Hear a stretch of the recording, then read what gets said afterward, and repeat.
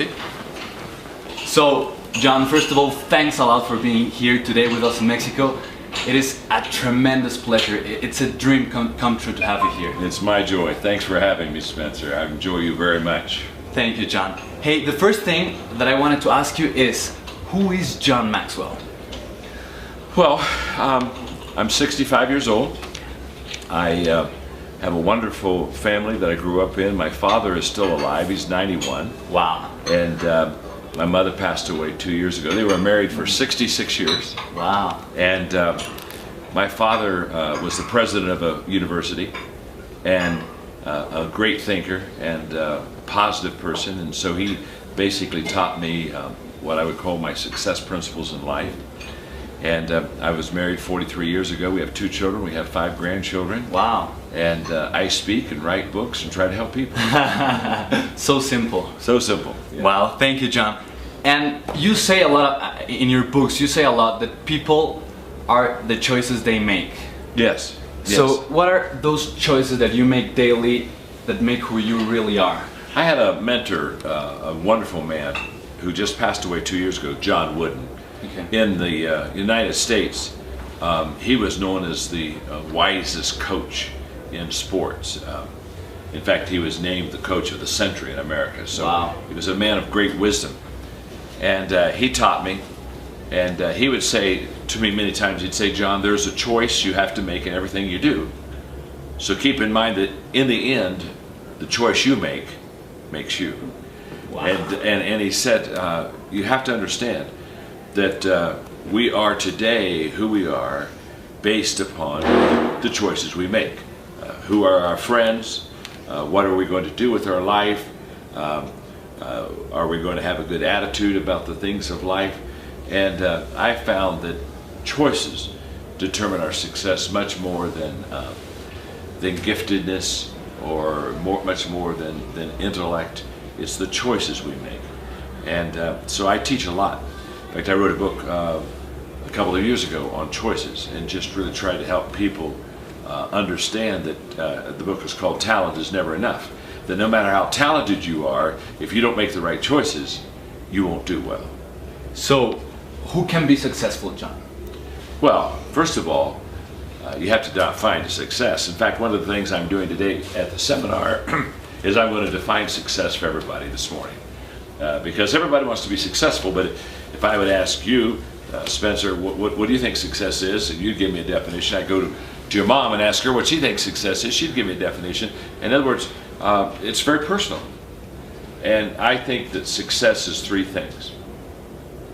I think success is knowing my purpose in life. I think people that are successful, they know why they're here. I think secondly, it's growing to my maximum potential. It's me developing myself and being the best that I can be. And I think thirdly, it's sowing seeds that benefit others. In other words, doing things that add value to other people. So it's just not ourselves that benefit.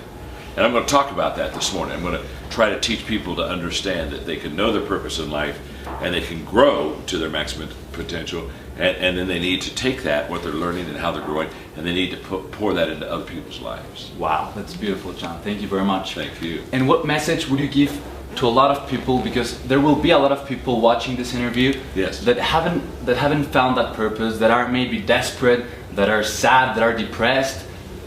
What would you tell them in order to help them?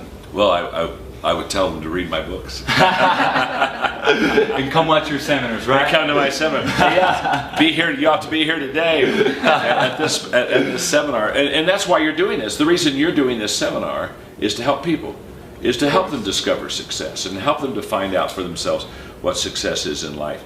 And one of the things I really value about you and appreciate so much about you is that you really have devoted this part of your life to really helping people to be successful. And we're going to have a great seminar. But I would say that if you want to be successful, you need to find other people that are successful and ask them questions and ask them about their journey. And what we're doing right now, right? That's exactly right. and then read books on success and go to conferences on success and seminars on success. All those things are going to help you to be who you want to be. I think that people underestimate all that material, right? Oh, very much so. No question. It's there. It's there. It's there. That's why one person reads those books and does well. Another person, they could read those books, but they don't, and they don't do well. That's not a coincidence. It's a choice. It's a choice, exactly. John, a question that for me it's one of the most important questions that I'm gonna do right now. It's what's the belief, the core belief that has brought you to this point of your life? Well, my core belief is that that most people never will reach their potential unless they have help. And I feel that God has called me to help people reach their potential. And what that means is, I know for myself, I have the success I have had is because I've had other people come alongside and help me. I haven't done it all myself. I'm not that good. And so I think everybody can get better and do better and grow and be successful, but they just have never been coached or taught or helped. And so that's what I do. Sometimes I call myself a lid lifter. People, you know, all of us have lids, and we try to get any higher. We you know, our potential is stymied, and what I try to do is I try to lift that lid so a person can grow and develop and really reach their potential. Raise the standards. That's exactly right. That's what I try to do. Yeah. Awesome. John, the last question. There's actually a lot of people that couldn't come today. A lot of people that actually didn't believe you were gonna come. And this question is, I think, the most important one for the people who are gonna watch this interview. John, will you come next year, 2013?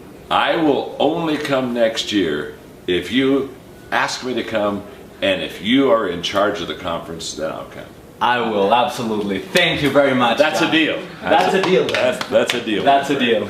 Well, thank you very much, John, for this incredible opportunity. We love you in Mexico. We love you very much. Thank you. We appreciate everything what you do, and we're so thrilled, so excited to be here today with you. I'm thrilled to be with you. Thank you so much. Thank you very much, John.